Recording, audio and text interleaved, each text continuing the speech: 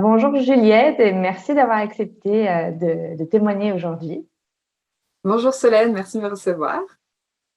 Alors, ce que je te propose en toute première question pour cette interview, ben, c'est tout simplement que tu te présentes pour les personnes qui te découvriront à travers ce témoignage. Donc, est-ce que tu peux nous dire qui tu es, où tu habites et surtout, ben, qu'est-ce que tu fais?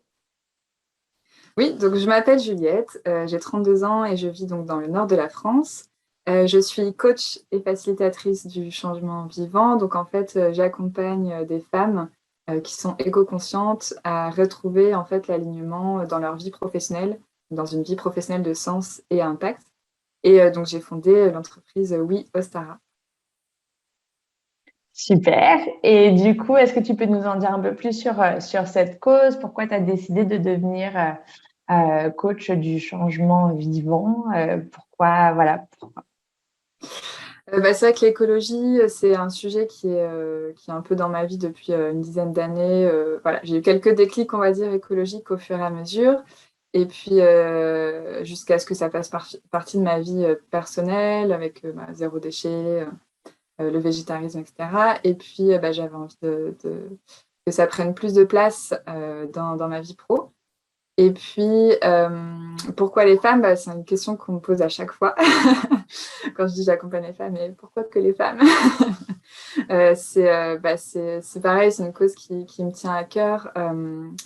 Parce qu'en fait, j'ai envie que les femmes retrouvent vraiment leur pouvoir personnel et puis prennent la place en fait qu'elles souhaitent dans la société, tout simplement. Parce qu'aujourd'hui, on est dans une société quand même patriarcale, c'est-à-dire que voilà, il y a la domination, on va dire, masculine, et j'entends par là des hommes, mais aussi le côté énergie masculine, c'est-à-dire le côté performance, croissance, etc. Donc société capitaliste, où finalement le vivant a plus vraiment sa place, autant dans ce qui est biodiversité que le bien-être tout simplement des êtres humains, le bien-être animal, etc. Et Mhm. donc, pour moi, je fais vraiment le lien en fait entre écologie et féminisme. Ça, c'est vraiment quelque chose qui me tient à cœur et que je voulais absolument retrouver dans mon entreprise. Et parce que voilà, je suis vraiment convaincue qu'une femme qui prend la place qu'elle souhaite dans la société contribue à une société qui est créative, qui est fertile et qui replace le vivant au centre en fait. Donc voilà, c'est ce qui m'anime le plus. Génial, bah, merci de nous partager tout ça. Du coup, on va revenir un peu sur ton parcours d'entrepreneur et notamment bah, le lancement de We Stara, puisque c'est à ça que je t'ai accompagné, enfin qu'on t'a accompagné avec toute l'équipe Creators for Good pendant 9 mois. Donc, dans quelle situation tu étais avant de démarrer notre accompagnement? Où est-ce que tu en étais de cette transition Ouais. professionnelle? Bah là, c'était du coup il y a un an pile poil hein, que j'ai commencé avec toi. À ce moment-là, j'étais fatiguée en vrai. J'étais fatiguée. Je sortais donc de un an de formation en coaching, en facilitation. Donc, je terminais juste mes formations. Je venais de faire ma rupture conventionnelle. Donc, voilà, j'avais passé un an à bosser. Et, euh, et en fait, alors, j'avais pas encore identifié vraiment avec qui je voulais travailler, comment je voulais travailler, ni même mon offre et tout ça. Et j'attendais comme une forme de confirmation que j'étais bien là où je devais être, en fait, que j'étais bien sur la bonne voie. Et puis, en fait, à ce moment-là, j'étais un peu comme cachée, quoi. C'est-à-dire que ma vie entrepreneuriale, je la vivais toute seule dans mon coin et que j'avais peur, en fait, d'exposer mon projet à l'extérieur. Alors, j'en ai bien sûr parlé à mes amies qui étaient très bienveillantes, à ma famille, où là, c'était un peu plus compliqué parce que forcément, il y a des peurs qui sont projetées.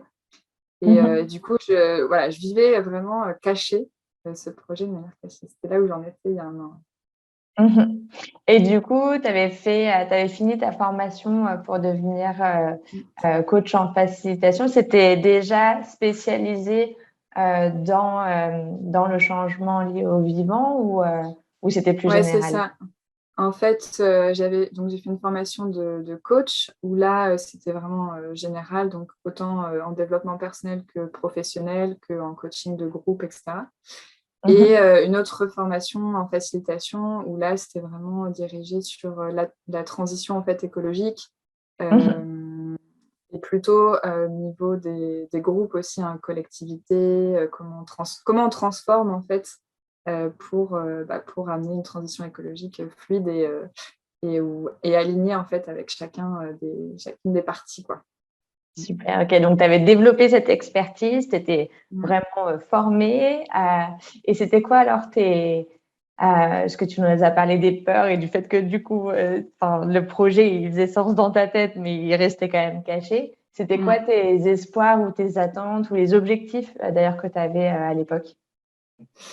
Mes objectifs, c'était de créer mon entreprise. J'avais vraiment envie d'accompagner les gens. Je sais que, du coup, avec mes formations, je savais que j'étais à la bonne place dans l'accompagnement humain et je savais que je voulais participer à cette transition écologique, justement. Et donc, ce que j'attendais à ce moment-là, c'était vraiment un cadre pour me. En fait, j'attendais qu'on me dise ce que je dois faire. C'est un peu. J'avais pas de modèle, je n'ai pas de modèle entrepreneurial dans mon entourage. Je connaissais personne voilà, qui avait déjà fait ça. Et du coup, j'avais confiance en fait dans ma capacité à réussir, mais je savais pas comment. Donc, Mhm. c'était ça que j'attendais. Ouais. Ça marche. Et qu'est-ce qui t'a décidé à travailler avec moi en particulier? Tu m'as été recommandée donc par une amie qui est aujourd'hui ma buddy entrepreneur avec qui on s'appelle toutes les semaines pour se donner nos objectifs, pour se motiver et tout. Et donc voilà, j'avais eu cette recommandation-là. Et puis en fait, quand on s'est eu au téléphone pour la session découverte, j'ai vraiment senti ce cadre dont j'avais besoin, mais aussi de la douceur. C'est-à-dire que j'avais pas envie de quelqu'un qui me dise allez, faut y aller, entrepreneur, business, machin, parce que déjà, c'est pas trop mon délire. Et puis à ce moment-là, comme je disais, j'étais en fait fatiguée et du coup, j'avais besoin de quelqu'un qui soit plus là en soutien, pour m'épauler, etc. Et autant dans le mentoring que dans l'humain, quoi. Donc le feeling est super bien passé, quoi. Mhm. Super, merci pour ton partage. Et une dernière question liée à la décision de travailler ensemble, puis ensuite on parlera des résultats. Comment est-ce que tu as décidé d'investir dans l'accompagnement, puisque donc tu l'as dit, tu t'avais déjà investi pour te Mm. former et tu n'avais pas encore commencé à avoir de clients, donc tu n'avais pas eu de rentrée d'argent spécifiquement à réinvestir. Du coup, Mm. comment est-ce que tu as pris cette décision? En fait, j'avais mis quand même de l'argent de côté de toutes mes années de salariat qui était prévu pour un autre projet initialement, de Mhm. voyage, etc., mais qui ne s'est pas fait. Et au final, quelle chance, parce que j'ai pu en profiter pour investir dans ce projet-là. Et donc, j'avais déjà en fait l'argent. Et ce qui m'a décidée, c'est vraiment, en même temps, on prêche une convaincue, mais je suis vraiment convaincue qu'être accompagnée, c'est indispensable pour vraiment évoluer de manière exponentielle et fluide et vraiment rapidement dans chacune des étapes de sa vie.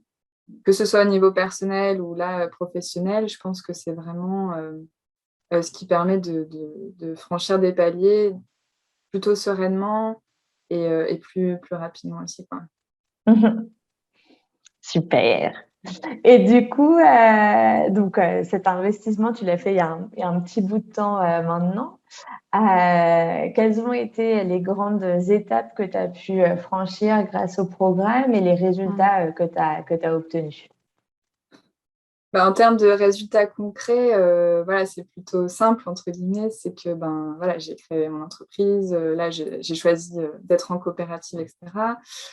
J'ai créé une offre où je suis alignée avec ce que j'ai créé comme contenu, avec le prix, avec mes clientes cibles. En fait, j'ai vraiment créé un business qui me correspond et c'est ça, en fait, ce que tu proposes, c'est tout le cheminement de se découvrir en tant qu'entrepreneuse pour créer un business qui soit complètement aligné avec qui on est, ce qu'on souhaite faire, comment on souhaite investir notre temps, notre argent, comment on souhaite recevoir aussi tout ça. Et, Mhm. et c'est vrai que ma formatrice, justement, en facilitation, elle m'avait dit, tu verras, l'entrepreneuriat, c'est une vraie transformation intérieure, quoi. C'est un axe aussi de développement personnel. Et elle avait Mhm. complètement raison. C'est-à-dire que pour franchir chaque étape, il y a un shift à chaque fois d'état d'esprit à avoir. Et c'est ce que tu apportes aussi dans ton accompagnement. Mhm. Et aujourd'hui, alors, t'en es où de ton activité? Là, du coup, je prépare mon prochain lancement en décembre pour accueillir un nouveau groupe de clientes en janvier. Donc voilà, j'ai balayé toute la phase test, récupérer, récolter les retours pour optimiser au mieux ce que je propose et faire en sorte que ce soit le plus utile possible, forcément. Et donc là, voilà, c'est la phase on va dire, deuxième lancement, du coup, de l'activité. Mhm. Et tu nous en as pas du tout, pas encore parlé, enfin, ou juste là en filigrane, mais du coup, ce premier lancement et les tout premiers, les tout premiers bénéficiaires ou clients testent, qui ont pu tester voilà, ton accompagnement, comment ça s'est passé? Parce que quand tu étais au tout début de notre programme, pour toi, l'enjeu, c'était OK, je sais ce que je veux faire, je suis bien formée, je sais que je suis à ma place, mais ça reste de la théorie. Du coup, ce passage à la pratique, comment ça s'est passé pour toi? Quel retour d'expérience tu as à partager là-dessus? Mes premières clientes, du coup, donc j'ai eu les retours le mois dernier. Ça s'est super bien passé. En fait, ce qui était bien dans la proposition d'offre test, c'est que on pouvait co-construire en fait avec ses clientes. Et moi, c'est ça qui m'a beaucoup plu aussi, c'est que je proposais le contenu, elles me faisaient leurs retours, etc. Et donc, on a pu ensemble co-construire l'offre que je propose.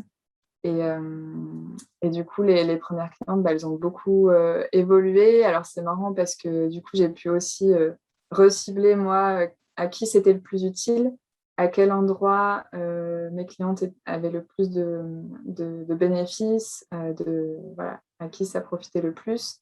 Et Mhm. du coup, pour pouvoir adapter à quel moment je peux proposer quoi et à qui. Donc, c'est à ça aussi Mhm. que ça a servi la partie test. Ouais. Super. Et qu'est-ce que tu dirais qui a été le plus grand changement que tu as vécu au cours de cette année de lancement de ton activité?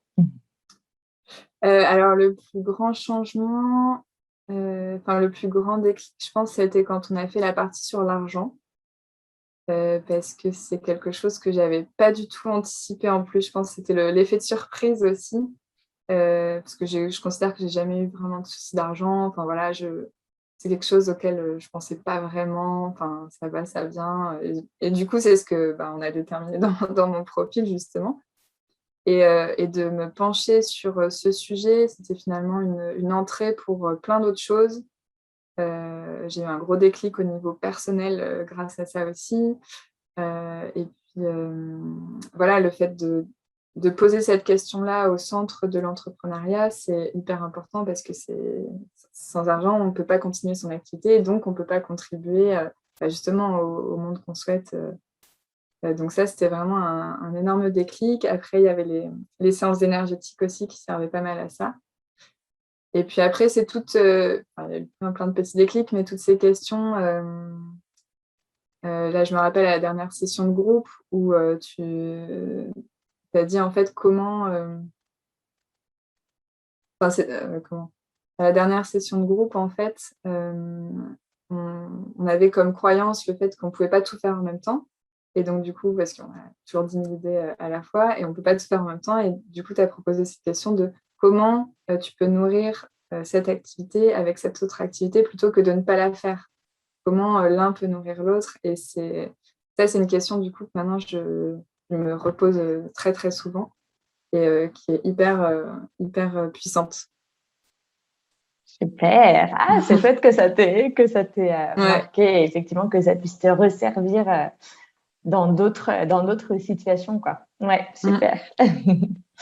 Qu'est-ce que tu dirais aux personnes qui regardent ton témoignage et qui sont peut-être dans la même situation où tu étais, toi, il y a un an? Donc, voilà, elles veulent se reconvertir, elles se sont peut-être même formées à un nouveau métier, mais bon, elles ont du mal à rendre ça concret, tangible et à se lancer dans le grand bain. Et qui hésitent à se faire accompagner, que ce soit d'ailleurs par moi ou par quelqu'un d'autre. Qu'est-ce que tu leur dirais?